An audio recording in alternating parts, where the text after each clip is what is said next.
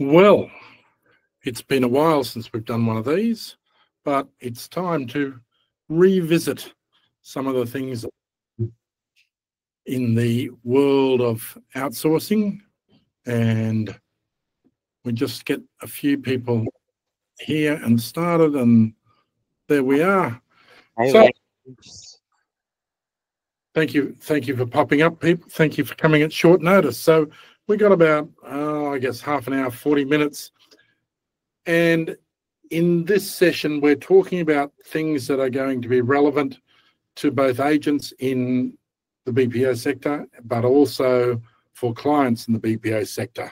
So I've been doing a bit of research on what's currently an issue.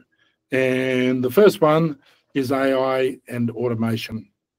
Now, if you're not familiar with artificial intelligence, if you haven't put some time and effort into it, if you haven't been looking at it and playing with it, can I suggest that you really have to, and you really have to do it right now?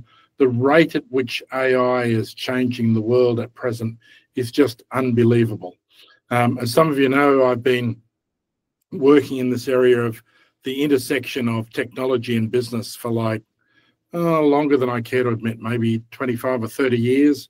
Starting way back with, in 1984, the first PCs came along, and all of a sudden it was viable to have your own computer in your office. Before that, it was all mainframe stuff and terminals.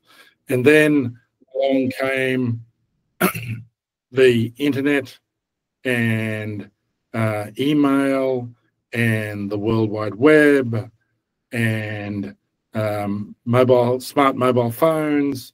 And each of these has been a wave of technology that has really the way that businesses have changed. And right now, we have two waves running together. One is outsourcing, because outsourcing only became viable when the cloud came along, the early 2000s.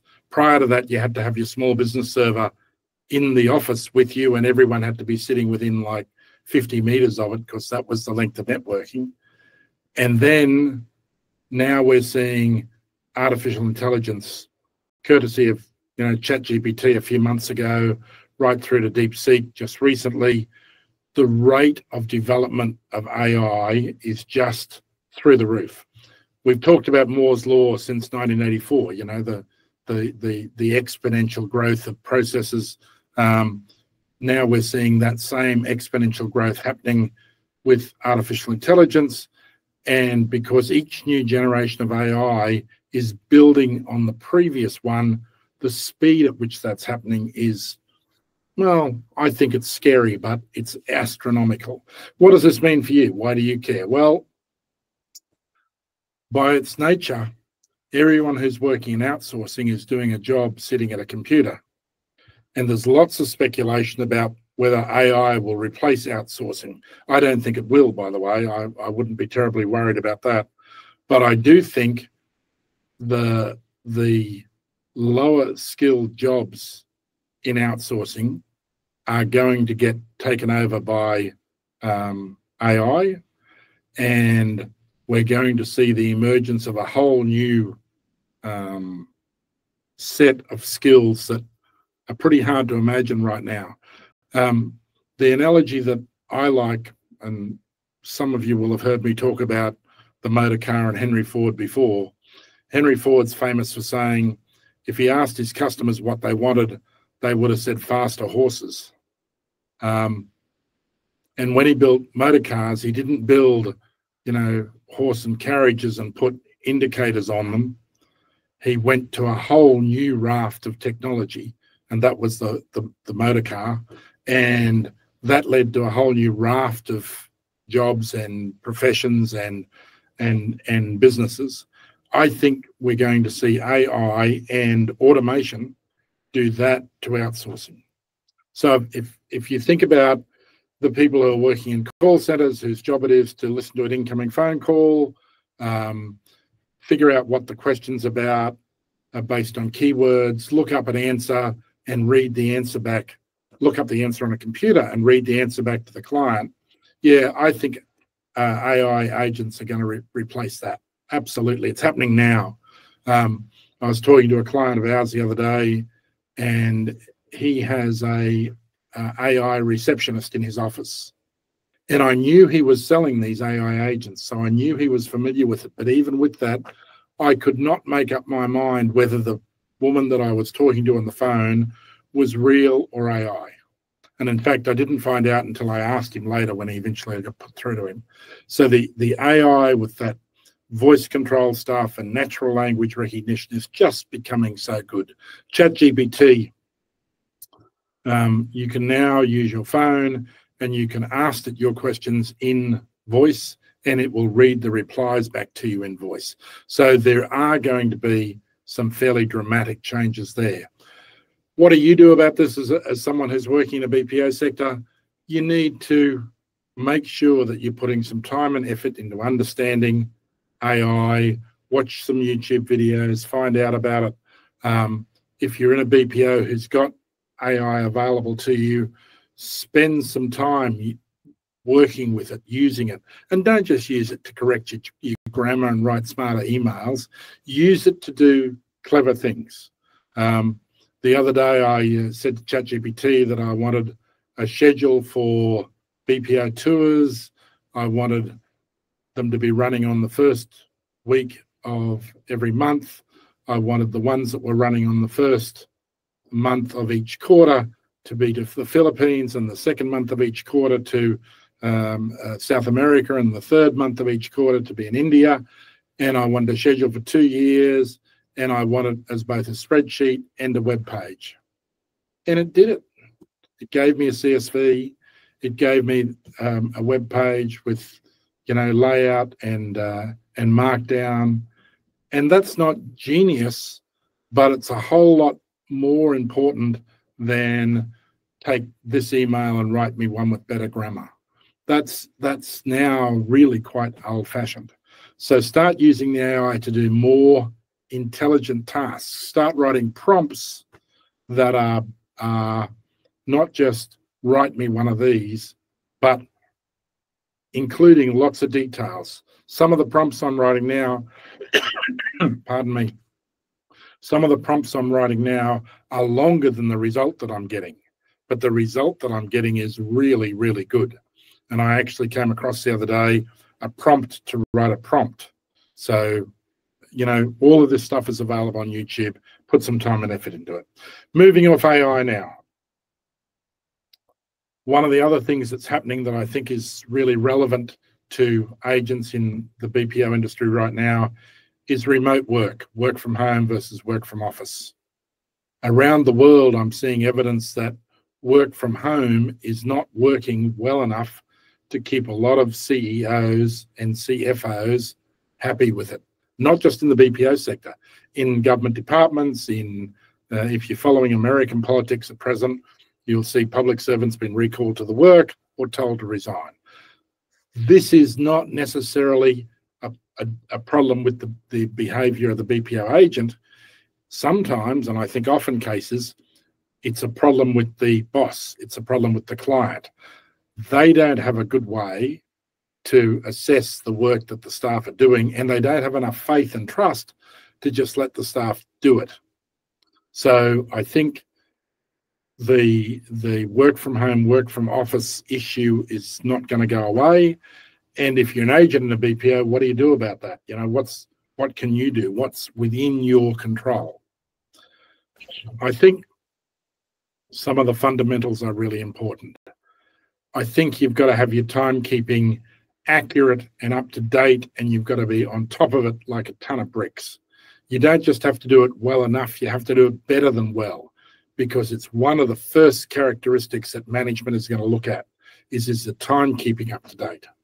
And then the reporting, if you're not doing a daily report for your client or boss every day now, I think you should be. I think you should be spending time every afternoon writing a daily report. I think you should be spending time every morning writing this is what I'm going to do today, and at the end of the day, this is what I got done, and there needs to be a definition of done in there.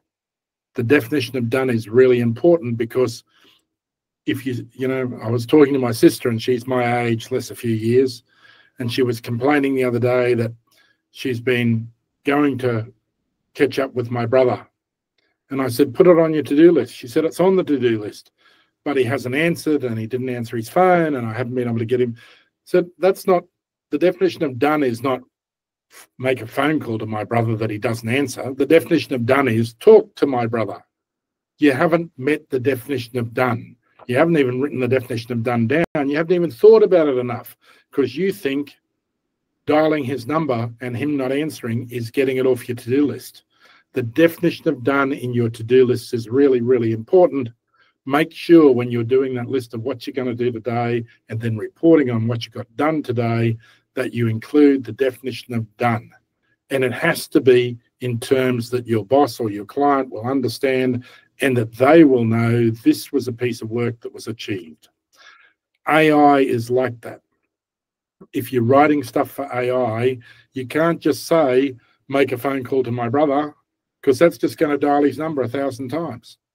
The definition of done for the AI has to be talk to my brother. And probably even talk is not enough. It has to be the purpose for the talk. It has to be what the outcome of the talk is supposed to be. Apply that stuff to yourself as a discipline so that as you move in and do more and more work with AI, you'll be better at writing prompts that make sense. Remember, AI is incredibly intelligent and remarkably dumb. One of the trends that I'm seeing happening now that needs to affect you working in a BPO comes from what I'm seeing happening with BPOs. And in a moment, I'll quickly run through how these same factors are affecting clients. I think you are going to need to migrate to more specialist skill areas. I don't think the typical non-core skills that we're seeing clients want to outsource are going to survive well against AI. And I'll talk about that in a moment. But if you're in a job, start looking at what can you do to develop specialist skills? What can you do to upskill yourself into more specialist areas? Another problem that we're having with in BPOs is this idea of omni-channel communications. And by omni-channel, I mean, we used to always say that if you want to be a good communicator, you should be communicating in more channels, meaning 20 years ago that you should be not just putting it in words, but you should also be putting it in pictures, and you should be using multi-sense learning, and you should be, this was omni-channel communication. But now, omni-channel communication is coming to mean YouTube and 15 other multiple chat channels, and voice, and telephone, and video calls. And now, it was bad enough when we went from writing letters to one another to sending emails. When we used to write letters, I know some of you who are much younger than me won't believe this, but a reasonable turnaround time for a letter in the mail was a week. If you wrote a letter to someone and put it in the mailbox, by the time it got there and they had a couple of days to think about it and get through and write a reply and got back, if you got a reply to your letter in a week, you were doing pretty well. That was pretty high-speed communications. With email, that dropped down from a week to, a few hours or a day. Now, with chat channels, we expect to reply in 3 minutes. In fact, 3 minutes is pretty slow. What happened to the last 2.5 minutes? Why haven't you replied to my message instantly? And that's getting worse and worse as we're getting more and more of these channels. So you've got to think about how do you manage all of these various communication channels, and how do we get time to actually consider what we're doing, particularly since we're going to shortly be competing with AI that is as smart as we are, it's a lot faster than we are, and it can reply instantaneously. How do we deal with omni-channel communications? And lastly, this is an issue for both you and for clients, privacy and data security. I know Most of us have now codified this. We've got it into things like SOC 2, and we've got it in ISO 27001, and we have a whole set of protocols around data security and privacy. But the breaches that we're still seeing in data security and privacy are not being caused by, million-dollar hackers using terribly sophisticated tools. They're being caused by people having dumb passwords like 1234 as their PIN numbers, and passwords that are written on the wall. We just recently, I saw photos of a real estate agency in Australia, and a friend of mine who's an expert in real estate was walking past the real estate office at night, and it was one of those modern offices, with the glass wall in the front and everything in glass, and there, written on the whiteboard that you could see through the front window, was the password for their software system. So he took a photo of it and went back next day and showed the office. No amount of incredibly sophisticated computer checking and whatever is going to overcome this sort of dumb behavior. It doesn't matter how many procedures we have or how many rules we have or how much frosting we have on our glass. If people are still writing passwords on whiteboards, they are doomed. And if you're doing that, you are doomed too. So privacy and security are escalating problems that AI is not going to fix. So think about how can you do that. Now, I want to spend the next 10 or 15 minutes talking about these same 5 things, but talking about them from the perspective of a client or a boss, rather than from the perspective of an agent working for a BPO. AI and automation is being implemented into small and medium enterprises at a huge rate of knots. It's not being implemented as quickly as it's being introduced. The technology is outstripping the implementation. That's not unusual. The technology is also outstripping the regulation. Remember that we never have a law against something that we can't do. We only introduce laws after the technology is invented. There was no law against driving through a stop sign in your car until we had cars. There was no law about going 100 kilometers an hour, exceeding that speed limit, while we had horses and buggies. We had to invent the cars that were capable of doing it before we invented the laws to go with it. So laws always lag after technology. When the technology adoption is very quick, as it is at present, then the laws lag further and further behind. So AI and automation has been implemented by small businesses right now. The leading edge of that is doing a pretty good job, but the trailing edge is long and a long way behind. So we're seeing AI, helping people write better letters. We've seen AI used by lawyers to write precedent cases, and recently we saw those precedent cases completely imaginary, made up by the AI. So these imaginary precedents were admitted in court. There they were found. A lawyer got disbarred over it in the US. There's been big fines about it. In Australia, the New South Wales Chief Justice has just introduced guidelines just now on what you can do with AI and what you can't do with AI in his courts. So the legislation, the rules are lagging behind.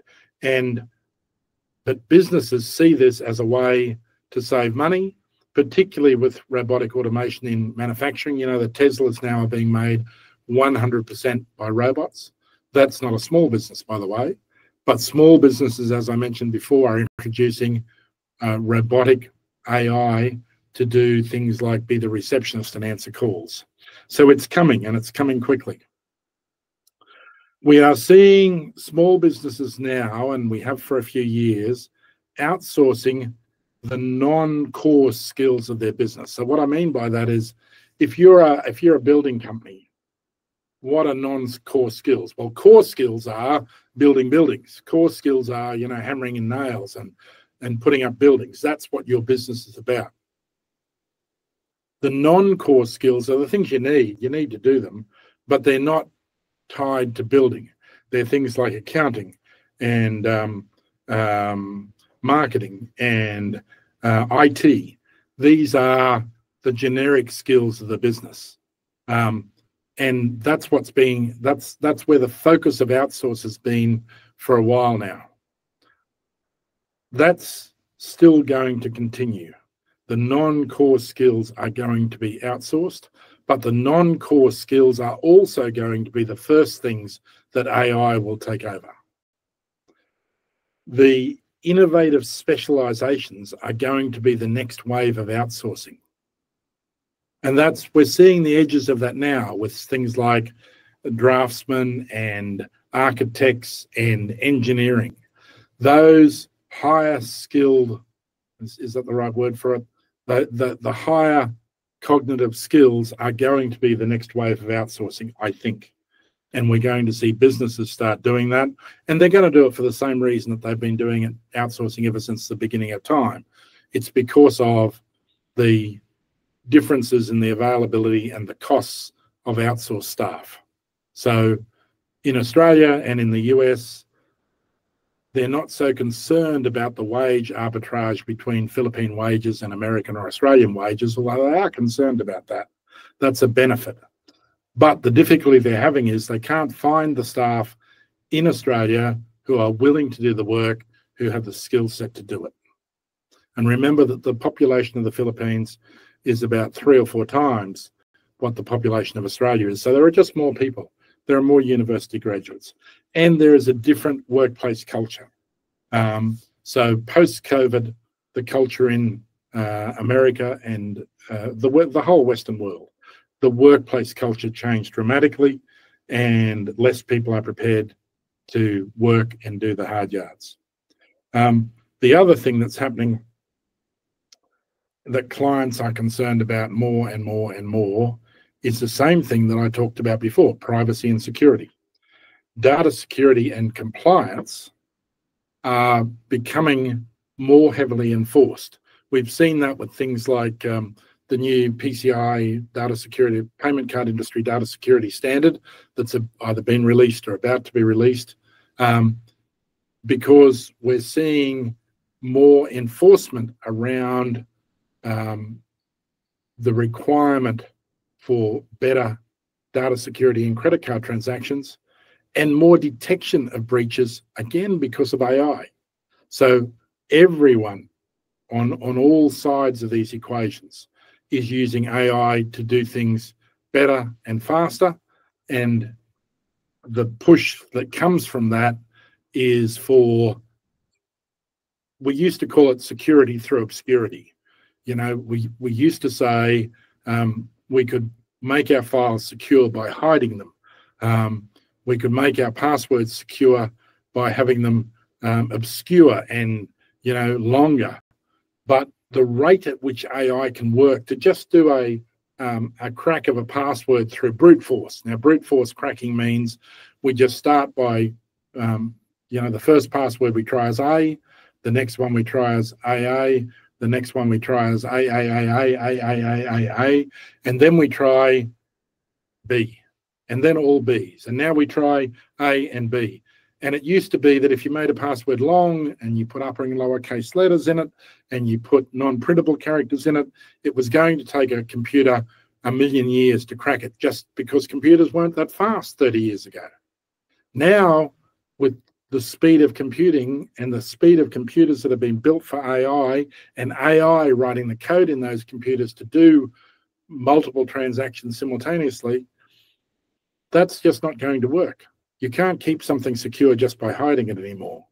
So therefore we have multi-factor authentication and all the rest of it. But the rate at which AI is overcoming data security probably means that the ways we are doing data security now are not going to work in the future.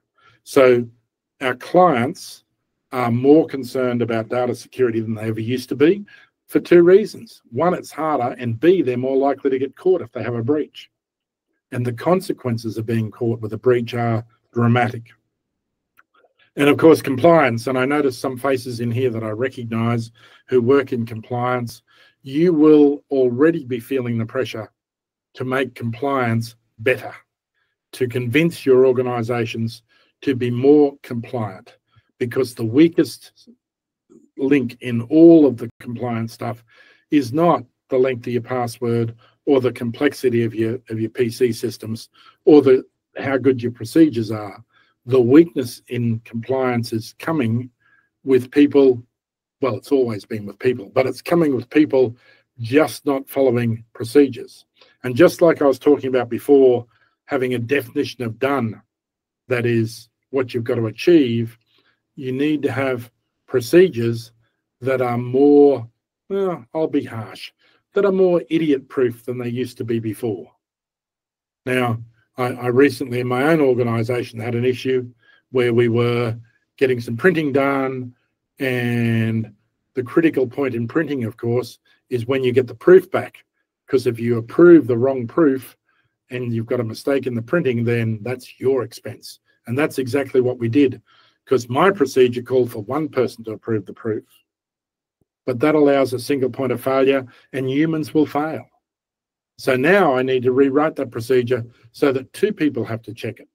And I'm not sure whether that's even enough. Maybe we have to have three people check it. Maybe we need to have AI check it, although I don't know how to do that right now. Maybe we can, oh, there's an idea. Maybe we should be showing that that proof as a scan because it comes to us as a scan. Maybe we should be showing that to the ChatGPT and saying, please check the details on this. That may be a good idea. Anyway, we don't have time to go into all of that because we're down to our last couple of minutes. So my 5 things that have been occupying my mind this week: AI and automation for both BPO workers and for BPO clients. Remote work for BPO agents, because I know people who work for BPOs love work from home. But for clients, my impression is that they are not universally happy with work from home. They're looking to get people back into the office, and this is a trend I'm seeing worldwide across all industries. And if you don't want that to be the trend that comes to your job, you need to do basic things to make sure that your working from home is overwhelmingly good. To continue to enjoy the privilege of working from home, you need to make sure that you're doing the job, that you're doing plenty of the job, but also that you're making it very obvious to your boss and your supervisor and your client that you are doing it. We are seeing in the client end of it, we're seeing a migration from outsourcing non-core skills to BPOs, marketing, accounting, IT, to outsourcing more of the innovative and specialized skills that make the business unique, the core skills. And what does that mean? If you work in a BPO, you need to start thinking about how can you upskill into more specialized skill areas.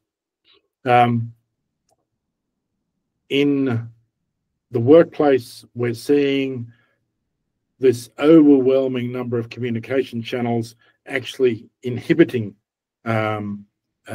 communications. I didn't mention before, but in the private sector, the client sector, what we're seeing there is a need for flexibility and scale. Now, the reason that I think they're feeling that is that their multiple comms channels are not working very well for them either. And lastly, for both, right across the board, remember, privacy and data security is a shared responsibility. Everyone gets a finger in that pie, and calling it a shared responsibility is kind of standard language. But here's the issue with shared responsibility. If it's everyone's job, then it's no one's job. If it's everyone's job, then it's no one's job. It has to be something that everyone takes seriously and everyone contributes to it, but you can't assume that because everyone's doing it, that you don't have to do your part of it. Anyway, that's my that's my thoughts for this week.